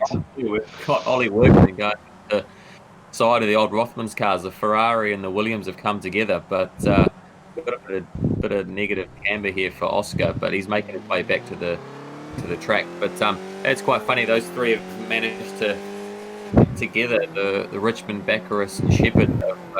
The race continued that it ended in this one. I think we've got a bit of steering damage here, so I don't think he's going to be able to continue. But we're back to this 3-way battle again. Hopefully we can have even closer finish than 9/1000ths. But Chris was pretty sideways there over Lukey Heights, and but he made it to the curb there at MG, and he's got a good run. I wonder if he's got a bit of an advantage there, Simon. His rear wing has got a bit of damage, so he might have a bit more downforce through speed turns and might be sitting duck down the straightaway here, but just see how that goes. But his rear wing's on a hell of an angle. Yeah, it's definitely, I don't think going to help him. It's been a fantastic shot here at the back of the car. See how the roll bar, everything. Rowan Shepherd pulls out the last minute to the outside. Let's see if he can just clear him. It's pretty tight, but just gets the job done there. So I think these guys are going to be, you can throw a blanket over all of them, and I'm sure if we come back to lap 19, these three are going to be all together again, fighting for that last position as we go on board here. Ryan Bailey, so great effort by him. Obviously up inside the top 10 for race 2, so didn't feature in race 1, but is having a much cleaner race in race 2. So top 10, I think he'll be pretty happy with the top 10, Daniel, because he's obviously back working now up against all these young guys. Yeah, I And think the safety car just been called, Simon. So this is going to kill Zach's 3.5 seconds. And the worst thing was they had 11.5 seconds over that little pack of Bid Baccaris and Richmond. So this is really going to compress the field, and hopefully Zach and Ransley can work together again and gap those three. But I think this is gonna really make the next 10 laps quite exciting. Look, obviously the only ones who were excited is the commentators and the people from second position backwards, because unfortunately for Zach Blinko, who's doing an amazing job. Obviously, Jaden Ramsey was slowly eating away at that race lead, but he was making Jaden work hard for it as well. So it's going to be interesting to see how these first couple of corners, once we go green again, because we know that Rowan Shepherd and Hayden and Josh Richmond, they've been racing very respectfully. We must commend the way they've gone about things as well. So they're going to want to have a crack at this race win as well now that they've been bunched together once again, Simon. yeah, that's exactly right. And this is also going to be an opportunity. A few of those guys at the front of the field are probably going to be having a little bit of damage on their cars, so that's going to slow them down. But I was just going to say, a few of these guys might be ducking into the pits as well, getting a fast repair so your car is instantly brand new. You go back out onto the circuit, and then you're good as gold. So some guys at the back of the field might be willing to take that risk, but probably if you're inside that top 10, probably wouldn't be doing that. But yeah, the track like Phillip Island, I think safety cars definitely breed safety cars. So going to be interesting to see with 13 laps to go, the battles that we will see here right to the end, Daniel. Yeah, well, I think standing start, Simon, we had a crash which took out half the field, and from rolling start we're going to be twice down into one in turn 2. So it'll be interesting to see how cars end up upside down.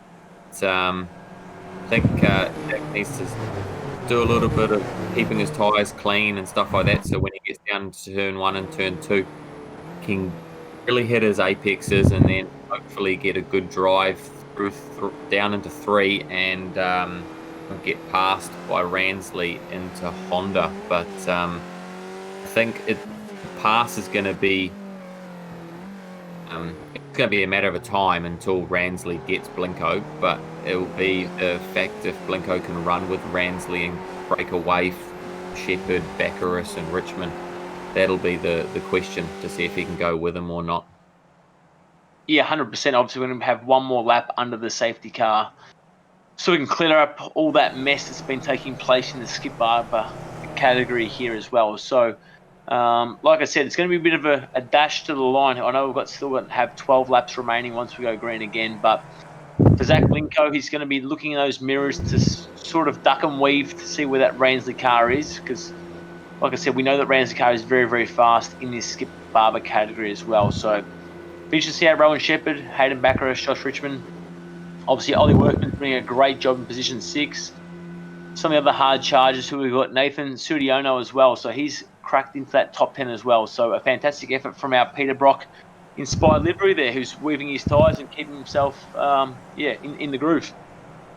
Yeah, you definitely want to keep them nice and warm, don't you? So, yeah, fantastic livery here. Peter Brock, signature on the front of that. So, yeah, stellar. Probably my second favourite behind the Smeg livery, to be honest. But the thing I like about it, Simon, he's got the 11 on it and the 05, so he's actually running pretty good numbers. I understand the 11 had a bit of luck for you. it has, mate. The 11, I ran 11 for years, mate. Yeah, definitely some good memories with that. At the old Mount Wellington kart track. rest in peace, Mount Wellington. It was plenty of memories created there, haven't we, Daniel, over the years? But we'll be definitely going green on the next lap, safety car lights are out. Some amazing pictures here, just to viewers to see how the sway bar works and everything like that. You know, these cars are pretty basic, but they still do have adjustable rollovers and a sway bar there. So still little race cars at the end of the day with a radial tyre on it, so they move around a lot. Yeah, they do. Obviously, like I said, with under the safety car, driving at lower speeds as well, a lot of these drivers are going to feel that cold tyres once they get back into green light racing as well. So it's going to be interesting to see who tackles this first lap back the best, because we know that the pass is going to be coming into turn 2 at Southern Corner, also into Honda as well. So if Zach Blinko can hold off Jade Ramsey there, it's going to give him a great opportunity to try and maintain that top 3 position for the rest of the race. Yeah, this is it. Pressure's on Shepherd here to go with Ransley to get a good start here, is because we know Ransley is probably going to get a good start, and he'll go with Blinko. It's if Shepherd can get the jump, go with Ransley. So here we go. We're just coming up to the green right now, and we'll see if everyone's awake or who's asleep. I mean, if you're Zach, you probably don't want to go too early either, because otherwise it's just going to suck everyone along. So you want to leave it right to that last minute to just try minimize that draft effect. And as they go out, Jaden Ransley pulls on out with Ron Shepherd going with him. So, you know, if you're Zach, it's probably, you don't have to panic here. You can just slosh them behind and then just stay with them, and then you'll be right, because this is these 3, 4, 5 cars stay together. It's going to be a chess match come those last few laps of the race. So 11 laps to run now of this liquid action KartSport Virtual Club Day reverse grid race. But it's our race 1 winner who started from the back. He's got to the front, Daniel, within 9 laps. So very, very impressive run here by Jaden Ransley. Yeah, Zach's got his driver coach here pulling his hair out. He keeps over there. I don't know what he's doing. Like, suicide, Zach. Just lost 3 spots, son. Now he needs to sort of regroup and just a nice run up here behind Baccaris, who's dropped a couple of wheels here. He's coming up to Hayshed, so might be able to get to a run. He's having a look here at Hayshed, which is full noise through there, and then he's going to be on the outside for Lukey Heights, but then does have the inside for him. He's actually pitched it in. He's gone around the outside Baccaris, and now he can try to catch up to Shepherd and Ransley, who have just got a little bit of a break. But all in all, I think it was a pretty clean start there, Dave. Yeah, look, it's obviously Ransley's made the best of the start, but to be honest, Zach Blinko's not in a bad position here. He can really get that slipstream and try and break away with the top 2 runners as well. So Rowan Shepherd tucked in right behind Jaden Ransley. He's not going to want to let that slipstream go as well here. So he goes to the outside. It's a big move, as we've seen early in the day here as well. So let's see who's the last of the late breakers as we enter turn 1 here. You can see with the composure that Jaden Ransley didn't even move his head to look where the other opposition is. Yeah, I don't know if he is running the VR headset, but yeah, very calm and composed. But obviously, the one thing to notice here is obviously Zach right onto the back of them as that run to turn 1. So important for him just to log that. Oh no, we've got trouble here for the Brocky entry. He's missing a wheel, and this is probably not going to want to stop here. Yep. I don't think it's going to want to turn either, so be interesting to see what's happened there. So maybe we'll catch a replay of that in a moment. And it looks like there's a few guys here running. Hey guys, the lawn does not need to be mowed. Get on the black stuff. And has that wheel just fallen off, or was he hit? Yeah, I think other NZ Motorsport entry there of Nathan Cran might have something to do with it. He was going down the grass along with Nathan, so the 2 Nathans came together by the looks of it. So I think something's going on there. It turned into a canoe pretty fast. Back here to the lead here with Ransley, Shepherd, and Blinko has got back onto the back of them here, but they've got nearly 2-second lead a 1.5 second lead over Baccaris and Richmond. So these three need to work together here and not fight too much. Otherwise, that pack's going to get back to them, and then need to pull for the next 8 laps. And then they can have a 2-lap race for the three of them for the lead. I think that's what my game plan would be. Dave, you'd do something along those lines, just try to team up together and just run and then fight it out at the end. Yeah, for sure. It looks a little bit like a Moto3 race at Phillip Island that we've seen over the last few years as well. So Ransley knows that he has to defend the inside line down the straight. He's made Rowan Shepherd go the long way around, and as we're going to go 2 by 2 through Southern Corner here. So Shepherd takes the lead. Blinko's looking to follow him through. He's going to have the slipstream in the inside run as we enter Stoner Corner. But like I said, you don't need to play things too aggressively just yet. There's still 9 laps remaining. And for Blinko here, he can sort of try and see how things pan out as well. So he's making Ramsey go the long way around. Shepherd's now defended, which is going to be a hard braking. Inside's going to be quite slippery. Blinko's gone for the big outside move. As you were saying, he keeps getting stuck on the wrong side of the other drivers there, Daniel. Yeah, it's Zach does like to do that even in the real world. So sometimes it paid off like he just has now. He's actually got around the outside of Ransley, but 1 times out of 10 the outside doesn't work. But Ransley, I think, is going to have a go here at the hay shed, which he has. He's got a great run, and here we go. We're side by side up over Lukey Heights now. If he can stay there, he's got the inside for MG. So this is great racing. They're having a lot of respect for each other. But we're down here. Ansley gets onto the apex. That's on the outside. He's just got to give it up. There's no chance there. Ramsley's going to come back to the apex and after Shepherd, and we'll be on for another lap here. So we'll see if Ansley can go around the outside of Shepherd, and Blinko will probably go 3 wide with the draft here, which is... These cars are amazing for this. This draft is awesome. Like you said, Dave, it's like Moto3. They're chasing each other. And yet Ransley's going to go to the outside. What's Blinko going to do? He's going to go 3 wide. The outside goes Blinko again. Might take the lead here. He might do it. Oh, do you think so? He's got the inside for 2 now. Yeah, it's fantastic move. Fantastic, racing room given by all these guys here. But interesting to notice, Jaden Ransley, what he had noted that he was second going onto the straight then. But he actually was the first car to the line. So even though Zach won it to the corner, I mean, what you'd be trying to do is just figuring out where's the best position you want to be for that last lap. As you see, Jaden go straight from the left-hand side to the right-hand side with a very defensive move there. But yeah, these little runs are what you want to log in the back of the mind for that last lap. And it looks like second position might be the best position to be in as you come down to the line for the final time. So these guys are definitely dropping Baccaris, so it's going to be a 3-horse race to go with 8 laps to go, Dave.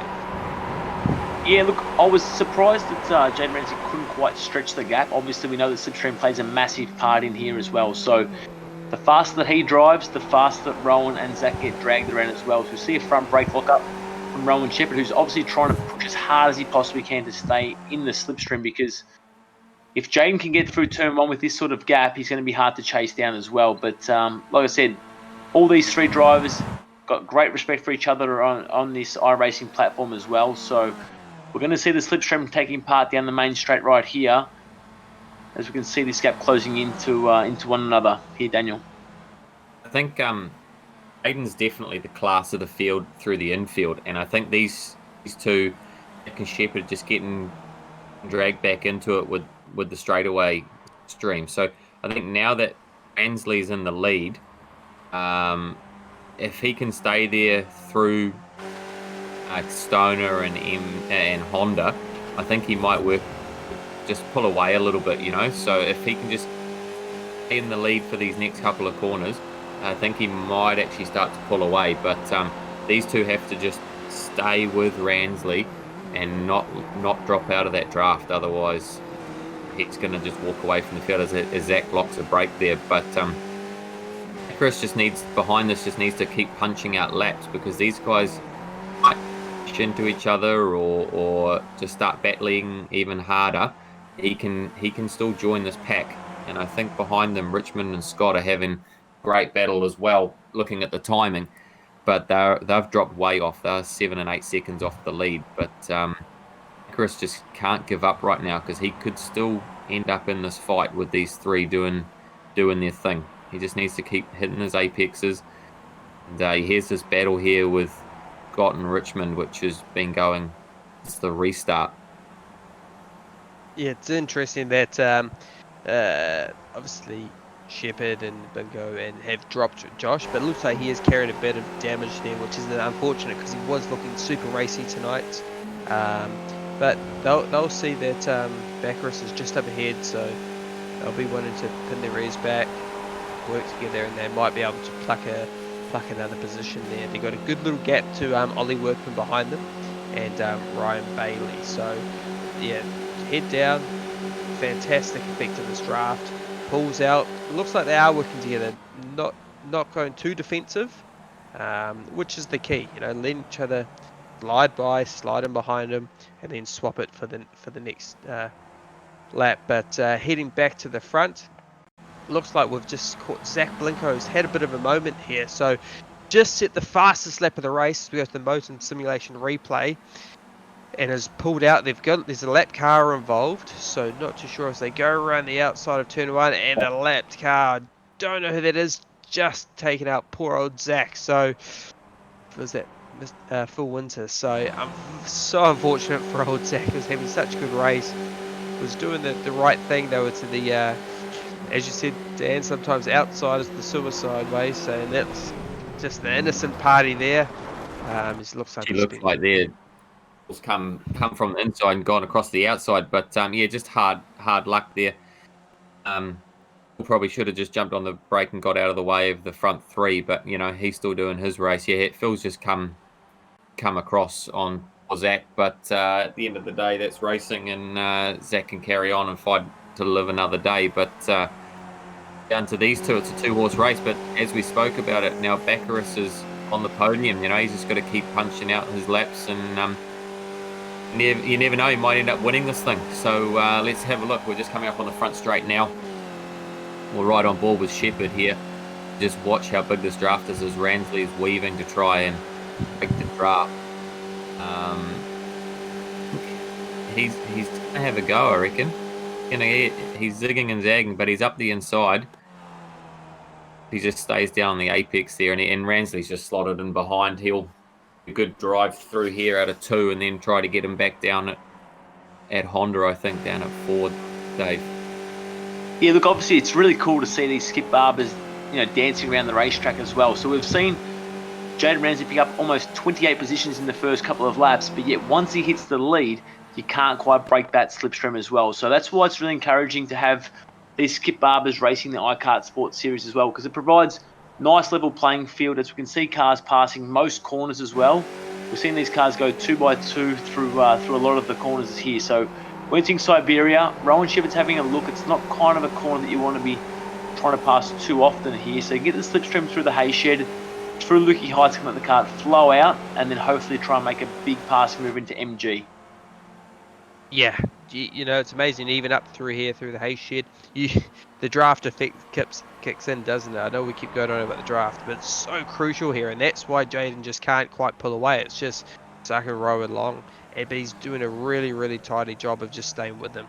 And this is the key, the corner you want to be setting up, getting an important drive out of there, because that's obviously going to be the run for your last lap. So if he can stay with him, this lap could be, he's looking quite close here, so this will be a good indicator to see if he can actually pip him before the line as they come on to the front straight here to complete lap 15. So we've got 4 laps to go as he pulls out on the draft, and then oh no, it's too hard to call it the line, isn't it? It's going to be a photo finish. But thinking back, there was to where poor old Zach Blinko got taken out. Did you see how close it was to the back of Jaden's car? He was so incredibly lucky not to get taken out there as well. So that's the fine margins that we play with here in the virtual world. But back to a super battle here between Ollie Workman, Leo Scott, and Josh Richmond. Looks like they've just got into each other as well. So we've put the old commentator's curse on these guys, Daniel. Yeah, and surprised me, which haven't actually come through the field as well as Ransley. Looking back there at 9th and 10th is Fountain, Beaumont, and Zane Hills. They haven't come back through like I thought they would have, you know. And then Ethan Cran is behind them. He's missing the whole front end of the NZ rig. I think that's back when into a canoe, the poor old Peter Brock turned into the wheelbarrow. So Ethan's doing all right there with no front downforce, but really thought Zane Hills and Scott Fountain would have made their way through a bit further from where they are to be 18 seconds off the lead.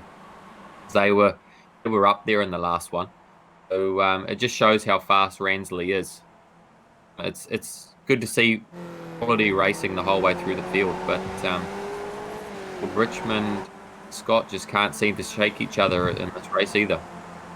No, and that's the thing. Obviously, if you guys are working together, you can be quite fast as well. But if you get in the slipstream, you start passing one another in every corner. Obviously, the nature of your lap time is going to start to slow down as well. So Ramsey was quite lucky. As he passed cars, he got the slipstream of the next car and kept moving forwards. But a lot of these guys in the mid-pack keep battling each other. So those packs just start going, and they get sucked along to the next pack behind them rather than going forwards as well. So you see Scott Fountain making a big move underneath Stephen Beaumont as well. So these two had a coming together across the line for the podium in race one. And let's just see how these two guys pan out as well. We know they're both fast, but they've got a few more laps remaining to make their way for the final podium position. Yes, we cut through to the motor simulation replay. Right on board with Stephen Beaumont here. Fantastic shot, you know, hitting his apex and looking to the group in front. So plenty of drifting action here in these Skip Barbers. Plenty of attitude on the car, and look, Scott Fountain tucked up right behind him. So yeah, it's a fine line with these Skip Barbers. You know, make sure that you're dancing with the car and the steering wheel, but not too much, because you also need to carry the momentum. As we see Rowan Shepherd poking his nose up the inside here. Ransley's going to have the inside line here, but I think Robin's definitely going to have the drive, which he has done, and Jaden's going to play it smart here. Might just tuck it behind and get that draft into turn one. So fantastic battle. I mean, these guys are going. Oh, Jaden's actually just run quite wide there, so that's really going to hurt his run. Down all the way to turn one as he drops a wheel onto the front straight there. But Robin's moving all over the circuit, trying to break this draft. And yeah, he's obviously quite keen to lead Daniel heading on to that last lap. It actually just shows how much that draft was then. I mean, Ransley had an entry to the straightaway, missed his apex, he was out in the weeds, and then he also dropped the wheel and was still able to almost make a pass. So it reminds me very much of the old Formula Vs and stuff like that here in New Zealand, but the draft where these guys just don't want to be leading onto the straightaway, I don't think. But we see Ransley go back up the inside, Stoner, and put into Honda as we're going to have a look. No. Whoa. I think he locked the rears there, but stop that thing. Well, maybe I'm speaking a bit early, but just needs to be nice and smooth and don't let Ransley get into a rhythm through this section, because this is where Jaden is so fast. It's just that infield and up through the hay shed. So it needs to be nice and smooth, not burn those rear radials off of it. We've got 2 more laps to go. It'd be interesting to see how. It'd be interesting to see whether Shepherd can actually stay in this groove, because he seems quite loose on this last lap. Obviously, he's having to push, 110% to try and stay in the groove of Jaden Ramsey. We've seen he's been the pace setter all evening as well. So we're making our way almost towards the penultimate lap of this Liquid Action KartSport Series event tonight as well. So making our way further down the order, we've got Scott Fountain and Stephen Beaumont. They're still pushing hard in position 8 and 9. I'm expecting that Scott Fountain to move a few out the way as well, as we've seen from race 1 earlier this evening. So it looks like we've lost our SimSpeed television man of Scott Fountain. He's come in the pit, so maybe he had to serve a penalty of some sort. So maybe we have to get back and find out afterwards what happened. But Rowan still isn't letting Jaden get away here, so penultimate lap, it's going to be all on trying to figure out what position you want to be in. But this battle definitely is not over. Leo Scott, great to see him up battling inside this battle for 5th place in race 2, fiercely holding off Ollie Workman, Josh Richmond, and Stephen Beaumont. Definitely have paint swapping here. Ollie Workman, Simon, is the one who's really improved from race 1 to race 2 out of this middle pack here. I think from memory, Ollie was in the late teens in the first race, and he's really stepped up. Like the reverse grids helped him with there was a bit of contact with Ollie and Josh Richmond. Just commentator's curse. Sorry, Ollie. Daniel. I apologise, Ollie. Jeez, but he's back on track. He lost 1 spot, but he definitely now able to race with the boys in front. He just needed the position. Here we go, the Robinson replay. Have a look at it, but yeah, here we go. He's around the outside here of Richmond. Richmond actually just comes down a little bit. They make contact, which is fine there, but then in the braking zone they lock wheels and it's all over once they've interlocked. Then Zane Hill here, Ethan Cran just T-boned Zane Hill. But that's probably as they were both watching the other two spin out in front of them. And it goes on. Mate, there is action aplenty. As we go back towards the front of the field, we've got our final lap. Rowan Shepherd is just trying to get back into that slipstreaming. There's not a lot between these front twos, only 3/10 separating them. So Jaden Ramsey going for back-to-back victories tonight. He was also the winner in last week's Skip Barber Championship. We can see Rowan Shepherd flicking the car around, trying to get back into that groove as he heads toward the back straight, and he's loose. There's no doubt that that's cost him some momentum as he approaches one of the better passing positions in Honda. Yeah, she was absolutely pushing this to the max, just trying to stay with him, trying to be as close as he can when he gets to Lukey Heights, but it's loose, all right. Total contrast to Jaden, but it's amazing that gap is still staying, relatively the same. As you come out through here, it's you're going to get a good draft here, so he needs just to make sure he gets a good straight exit, which he does, and all going well, he might be on the back of Jaden as they come up through Lurkey Heights here, Daniel. He just needs to get sucked up here, Simon, as Lukey, and he just needs to try not to slide the car too much and stay a nice line down in the MG. I think he might have a run here. He's in a really good position. He just can't go too wide here. See how wide he is in. Jaden really is able to open up the turn up onto the front straight. So it's going to be a close one here. He just needs to get sucked up here and get a nice run, get his apex nice and smooth. Don't soar at the wheel. And Jaden's gone very narrow. Very narrow here. He's in the draft. Very narrow. Unbelievable. I think Jaden might have it. I'm calling it. Jaden's got it. Yeah, that little trick up his sleeve, didn't he? He just that tight exit. No one expected that, and but hey, with Rowan, fastest lap of the race, and oh no, bro, Ollie Workman's almost canoed this here, Dave. I know. Yeah, that was quite nasty. Looking at the modem simulation replay as well. So Ollie's been involved in a couple of late race incidents. Unfortunately, he was. I'm not sure. He was sort of slowing down 3 wheels. It doesn't actually help him. He can't do a lot. So he was still trying to make his way, and he's getting hit. Dane Hills has just said, "Mate, you've had enough. I've had enough of you." And the old nose cone's dug in. Yeah, that's basically how it's gone. So, unfortunately for Ollie, he had a great finish. He was looking for a great finish towards the back end, but to be honest, he's had some great highlights for our reel for us tonight. Yes, here we go. We've got a replay here, Dave, of it. So it's actually started between Zane and Ollie early on by the looks of it, and we just saw the back end of Zane finishing it. Oh, there we go. That's what happened. Ollie just drifted up into Zane as they went through Owner and up into Honda. So open wheel racing at the end of the day, lucky go-karts, we got wider side pods, so we don't really get to do that as much. But and out, lads, even after Blinko got taken out by a lap marker, he's actually been able to come back to 4th place here. So Baccaris held on for a podium, and then I'll let you take it on, Simon. It's your job. So Jaden Ransley, another double, so that's 4 wins on the trot for him.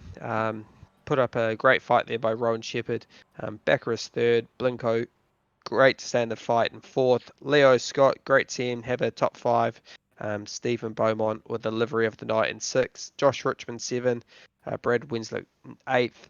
Ryan Bailey, top 10 for him. He'll be happy with that 9th and might be rounding out the top 10, 44 seconds in front. No, it was obviously an action-packed race throughout the whole field. The Skip Barber category obviously provides some close racing. The Phillip Island circuit provides a lot of slipstreaming for a lot of these cars as well. So really good to see a competitive field once again. Jaden Ramsey didn't have it his own way in that second race as well. So fantastic efforts come from 32nd to win the race. And like I said, thanks so much for having me on board as well again this week, guys. Yeah, Nath, thanks, Dave. It's great to have you back. Obviously, a fantastic night of the Skip Barbers, and obviously a big thanks as well to Daniel Bray, obviously for jumping in. Mate, Dan, we need to get you on a sim. I know probably from this week onwards you're going to be pretty flat out getting karts prepared and doing a bit of testing, but it'd be good to have you in a KartSport race one night. Yeah, it'd be awesome to do it, and thanks for having me here. But it'd be awesome to do it. But I don't think I could be half as good as Jaden Ransley. So you never know. We might find out one day. But yeah, thanks for having me. It's awesome to be here and watch and see what's happening in the world of iRacing. And you guys have been doing a great job commentating, and of course the drivers have been putting on a bloody good show for us. It's good to see. Yeah, obviously there's some really class drivers in there, but you might be able to just come in and add to our highlights reel. So they're definitely cool. Highlights. I think I'll be doing what Ollie Workman was there, doing end for ends down the front straight. Yeah.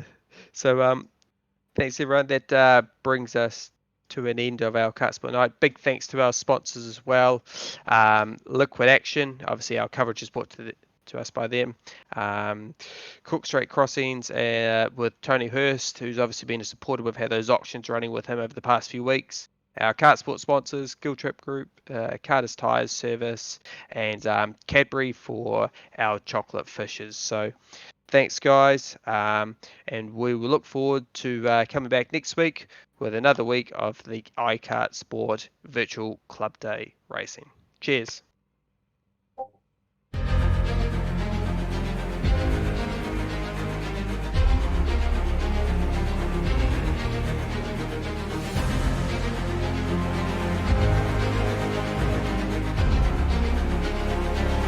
This is fantastic.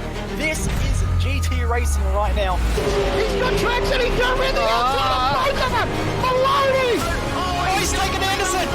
Anderson's up to him. Oh my God. Oh, big crash. Oh my goodness. Half the field's going to get rolled. Second very close. These guys I want to make their way through the field very quickly. Oh, there we go. Oh no. That's massive. This is it. This is over. I can't believe this. Oh my God. God, what?